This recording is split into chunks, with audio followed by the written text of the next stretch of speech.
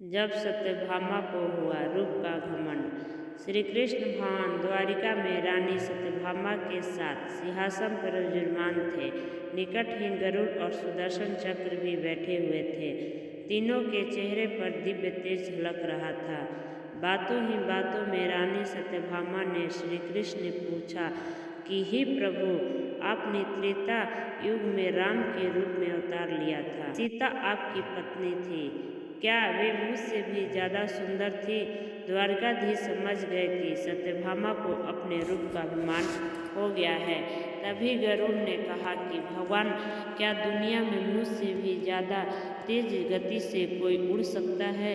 इधर सुदर्शन चक्र से भी रहा नहीं गया और वे भी कह उठे कि भगवान, मैंने बड़े बड़े युद्धों में आपको विजय दिलाई है।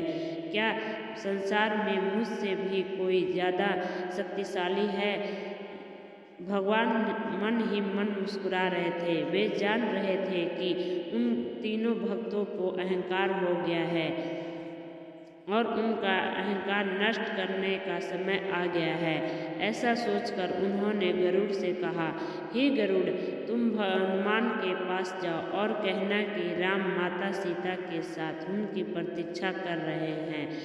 गरुड़ भगवान की आज्ञा लेकर हनुमान को लाने चले गए। इधर कृष्ण ने सत्यभामा से कहा कि देवी, आप सीता के रूप में तैयार हो जाएं।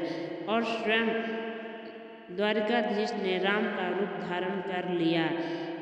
मधुसूदन ने सुदर्शन चक्र को आज्ञा देते हुए कहा कि तुम महल के प्रवेश द्वार पर पहरा दो और ध्यान रहे कि मेरी आज्ञा के बिना कोई भी महल में प्रवेश न करे। भगवान की आज्ञा पाकर चक्र महल के प्रवेश द्वार पर तैनात हो गए।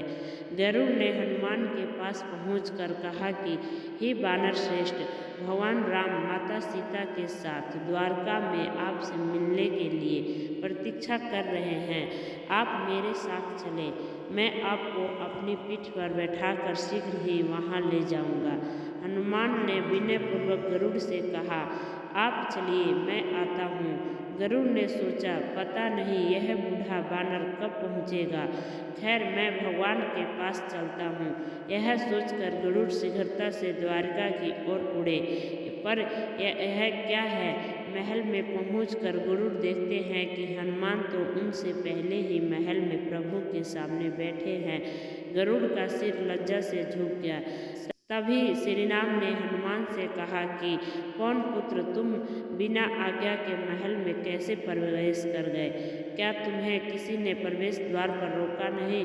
हनुमान ने हाथ जोड़ते हुए सिर झुकाकर अपने मुंह में सुदर्शन चक्र को निकालकर प्रभु के सामने रख दिया।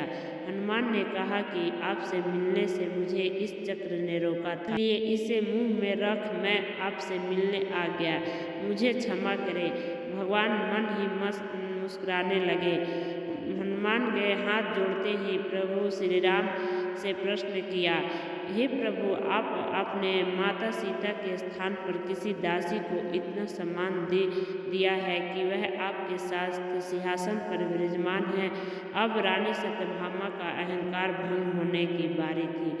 उन्हें सुंदरता का अहंकार था जो पल भर में चूर हो गया था। रानी सत्यभामा, सुदर्शन चक्र व गरुड़ तीनों को गर्व चूर चूर हो गया। वे भगवान की लीला समझ रहे थे। तीनों की आंखों से आंसू बहने लगे। वे भगवान के चरणों में झुक गए। अद्भुत लीला है प्रभु की अपने भक्तों के अहंकार को अपने भक्त के द्वारा ही दूर किया। सार, जीवन में कभी भी अहंकार नहीं करना चाहिए। जरूरी नहीं है कि आज जो आपके पास है वह कल भी होगा।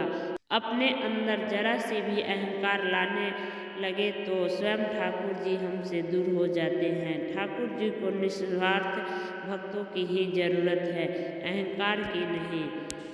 राधे राधे।